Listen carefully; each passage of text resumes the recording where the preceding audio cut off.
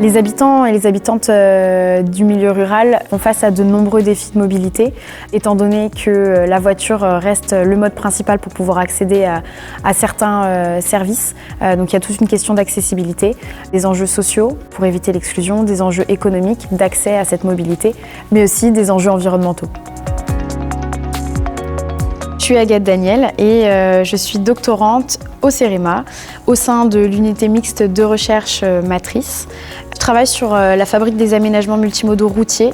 par les communautés de communes, des aménagements où sont connectés plusieurs modes de transport partagés, type autopartage, covoiturage ou de mode actif, vélo notamment, marche à pied, etc. En 2019, il y a eu la loi d'orientation des mobilités, donc c'est le gouvernement qui a voulu faire face aux enjeux de mobilité dans les espaces peu denses, ruraux, et qui a proposé aux communautés de communes de prendre la compétence mobilité et du coup de pouvoir plus facilement mettre en place des politiques publiques de mobilité. Ce que moi je vais faire sur place, c'est à la fois rencontrer des acteurs, interroger des élus qui ont mis en place des projets sur leur collectivité ou des techniciens qui ont directement été impliqués dans la planification de leur stratégie mobilité ou du projet d'aménagement. Et après, je vais directement sur le terrain grâce à l'application Scout développée par le CEREMA sur laquelle je fais des relevés.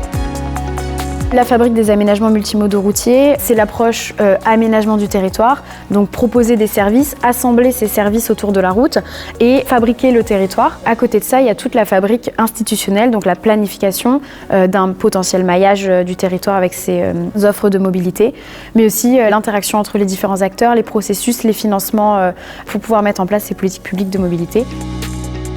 Mes deux cas d'études pour la thèse sont deux collectivités adhérentes au CEREMA, dans le Pas-de-Calais, le Pays de l'Imbre, et dans l'Hérault, c'est la vallée de l'Hérault. Ça reste un travail d'équipe, à la fois déjà dans la rédaction d'articles dans le milieu académique, et puis surtout avec mes encadrants qui sont là pour m'accompagner tout au long de ma thèse. J'ai d'abord eu un parcours en sciences politiques et puis je me suis respécialisée à l'école d'urbanisme de Paris en transport et mobilité pour pouvoir vraiment gagner en compétences sur ces questions spécifiques et répondre au mieux dans ma carrière professionnelle aux enjeux environnementaux et sociaux qui sont liés à la question des transports et des mobilités. Dans la pré-thèse, finalement, les opportunités qui s'offrent à moi, elles sont à la fois académiques, si je veux devenir chargée de recherche, mais aussi si je veux me lancer plutôt dans l'opérationnel, notamment en agence d'urbanisme, ou bien en poursuivant au CEREMA ou au sein peut-être de collectivités qui pourraient dédier du temps à la recherche ou dans tout ce qui est observatoire.